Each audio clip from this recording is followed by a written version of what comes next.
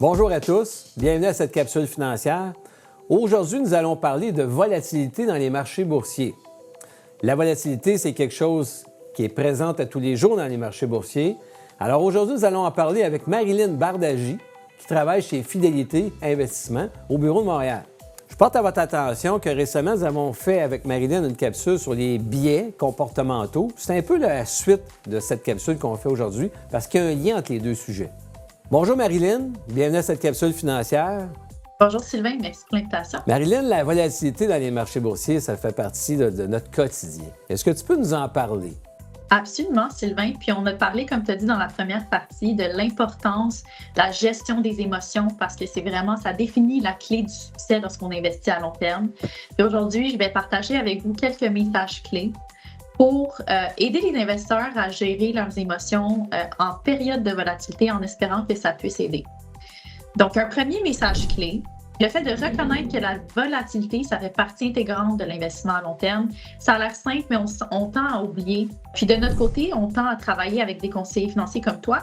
Puis on le voit même pour nous que lorsque les conseillers financiers mentionnent à leurs investisseurs que la volatilité, ça fait partie des marchés, ils reçoivent moins d'appels de la part de leurs clients. Ce que je veux montrer ici, pour montrer à quel point les corrections sont normales, on voit en haut de l'écran, en bleu pâle, les rendements par année calendrier. Ici, on remonte jusque les années 1986 sur le marché boursier canadien. Et en bas, ce qu'on voit, en bleu foncé, essentiellement, c'est le nombre de replis de 5 % durant cette année calendrier-là. En genre de vert, c'est le nombre de replis de 10 % et en orange, c'est le nombre de replis de plus de 20 %. Et il y a quelques petites affaires qui sont pertinentes ici. Premièrement, on a une historique de 38 ans, puis on peut voir qu'il y a juste 4 années calendrier où il n'y a pas eu de baisse de 5 % et plus. Une autre chose aussi, c'est malgré qu'il y ait un repli important durant l'année, ça ne veut pas nécessairement dire que l'année calendrier va finir avec un repli important. Par exemple, il y a eu 9 replis de plus de 20 %, mais il y a juste eu une année calendrier en 2008 où le rendement des marchés boursiers a fini avec plus que négatif 20 %. Dans la même ordre d'idée, il y a aussi eu juste 4 années calendrier avec des pertes de plus de 10 % alors qu'il y a eu 32 replis de plus de 10 % Donc, il faut garder en tête que les replis, c'est normal. Et sur cette historique-là, il y a un total de 11 années calendrier, donc 29 % du temps où le marché a été négatif, mais on a quand même fait de l'argent à long terme parce qu'à long terme, le marché boursier nous récompense pour le risque qu'on prend. Oui, parce que tu sais, on parle d'année calendrier, mais la réalité des affaires, c'est pas l'année calendrier. La réalité de l'entreprise, c'est une vision à long terme. Là. Absolument, il faut avoir une vision à long terme. Puis c'est sûr que c'est stressant les périodes de volatilité, mais quand on est conscient que le marché finit par rebondir, c'est sûr que ça nous encourage à garder le cap, à attacher sa ceinture, puis à laisser la période de volatilité passer.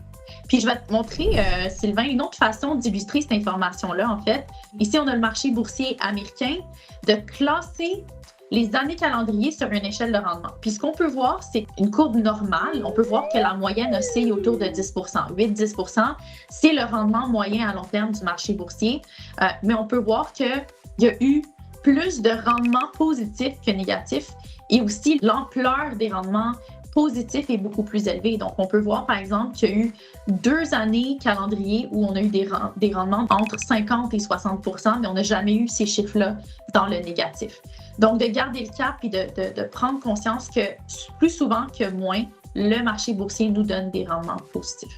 Puis le message que je veux que les gens retiennent, c'est que la volatilité, c'est le prix à payer pour avoir des rendements moyens qui varient en fonction du profil.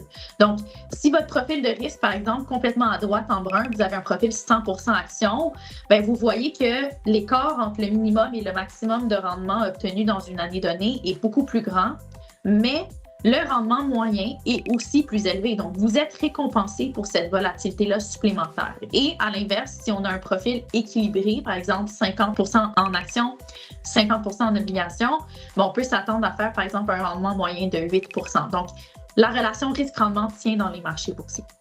Si les gens veulent tout être en certificat de placement garanti, écoutez, battre l'inflation devient difficile.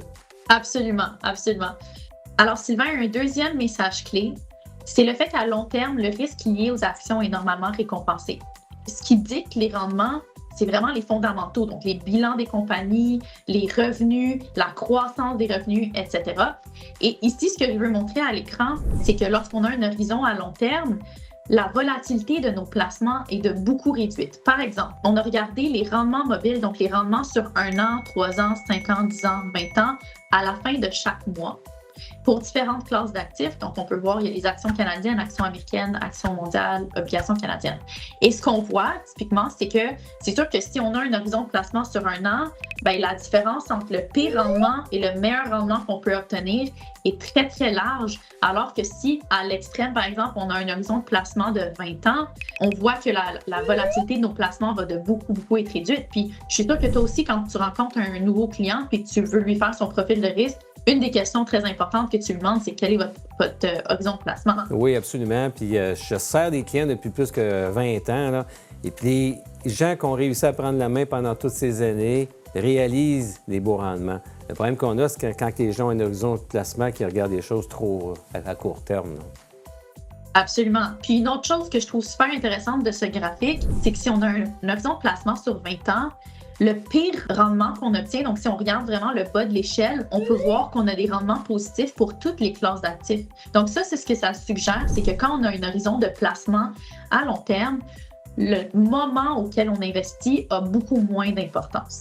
Une autre chose aussi, c'est qu'il faut se rappeler que la tendance à long terme, elle est positive, même si on a des replis qui sont très, très importants. Donc ici, ce qu'on voit, par exemple, c'est que durant la bulle tech des années 2000, les marchés ont baissé de 48 %. Durant la crise financière de 2008, le marché a baissé de 49 %, etc. Mais à long terme, on a une tendance à la hausse avec un rendement cumulatif. Ici, on a le S&P TSX, donc le rendement boursier canadien. On a un rendement cumulatif de 442 %. Et ça, c'est seulement possible parce que le marché tend à plus que compenser pour les baisses importantes. Je donne un exemple, mais on le sait, lorsque les marchés baissent, il faut un rendement beaucoup plus élevé pour compenser. Donc, par exemple, une baisse de 10, il faut faire 11 % pour reprendre sa perte. Pour une baisse de 20, il faut faire 25 % pour reprendre sa perte. Et donc, une chose qui est importante, c'est de garder en tête que la tendance à long terme est négative seulement parce que le marché tend à surcompenser. Et ça m'amène à un troisième message clé, qui est de voir les corrections boursières comme des occasions intéressantes de placer. Donc, c'est sûr que lorsqu'on a déjà vécu un moins 10, moins 15, moins 20 sur les marchés, et qu'on s'en va en CPG ou on change le profil de portefeuille pour s'en aller vers quelque chose de plus prudent, on réalise notre perte et on limite notre potentiel de rebond, notre potentiel de gain. Donc ça, c'est une chose à considérer. Puis ça m'amène à un quatrième message clé. Tu le sais, on ne va jamais pouvoir timer le marché, timer le creux parfaitement.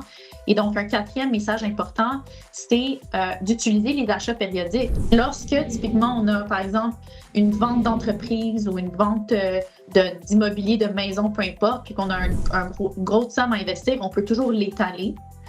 Mais quelqu'un qui est comme toi, comme moi, on travaille encore, on a un revenu récurrent. Le fait qu'on investisse, par exemple, à chaque 2 semaines ou à chaque fin de mois, ça fait en sorte que même s'il y a des replis sur les marchés, bien, on achète à plus grand rabais. Un cinquième message clé que je trouve qui est très important, le fait d'interrompre et de reprendre ses placements, c'est une mauvaise chose. Encore une fois, on parle de timing de marché. Puis ici, ce qu'on voit, c'est essentiellement la croissance d'un montant de 10 000 $ qui est investi depuis 1986 à, c'est un petit peu daté, décembre 2022, mais essentiellement, le message est le même. Ce qu'on voit, c'est qu'un placement qui est non interrompu de 10 000 $ vaudrait aujourd'hui 177 000 $. Mais le fait d'avoir manqué ne serait-ce que les 10 meilleures journées, parce qu'on se rappelle, les meilleures journées suivent souvent les pires. Donc, les pires nous donnent envie de racheter ou de s'en aller en CPG ou de sécuriser les portefeuilles. Mais le fait de manquer, ne serait-ce que les 10 meilleures journées, réduit la valeur de notre placement à 83 000 $. Donc, on a moins que la moitié juste en manquant 10 meilleures journées. Même chose pour avoir manqué 15, 20, 30 meilleures journées sur le marché boursier. Donc, l'importance de rester investi, c'est quelque chose qu'on ne mentionne pas assez. Tu peux pas mieux dire, Marilyn. Ça, c'est une autre chose que tu le sais. Hein, on connaît toute l'expression ne pas mettre tous ses œufs dans le même panier. Puis c'est pour ça que probablement tu bâtis tes portefeuilles. Il y a plusieurs classes d'actifs dans les portefeuilles que tu donnes à tes clients. Bien, on fait des portefeuilles. Qui dit portefeuille dit ne pas investir tout dans une seule compagnie. Peut-être pas tout dans le marché boursier. Peut-être des fois, c'est du revenu fixe. Ça prend des discussions, là, mais diversifier, c'est diversifier. Absolument. Et ça, c'est le 6e message clé que je partage. La diversification, c'est très, très important.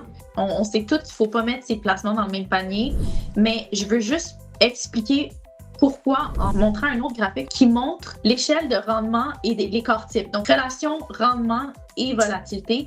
Et ce qu'on peut voir, c'est que si on a un portefeuille, par exemple, 100% en actions canadiennes, on se retrouve avec une volatilité d'environ 12%, un rendement moyen de 7-8%. Et le fait de rajouter des actions mondiales et de rajouter des obligations canadiennes, donc on sécurise, là, on a un portefeuille 50-50, réduit de beaucoup la volatilité, donc presque de la moitié en fait, sans compromettre ou sans devoir céder nécessairement tant de rendement. Donc ça, c'est vraiment l'importance de la diversification. Mais la diversification, c'est un travail qui est continuel parce que tu l'as vu, en 2022, les actions, les obligations ont baissé. En même temps, en 2023-2024, les actions et les obligations ont monté en même temps. La corrélation entre les deux est revenue positive. Donc, la diversification, c'est un travail continu parce que la relation entre différentes classes d'actifs évolue avec le temps. Donc, il faut toujours trouver une nouvelle façon de diversifier.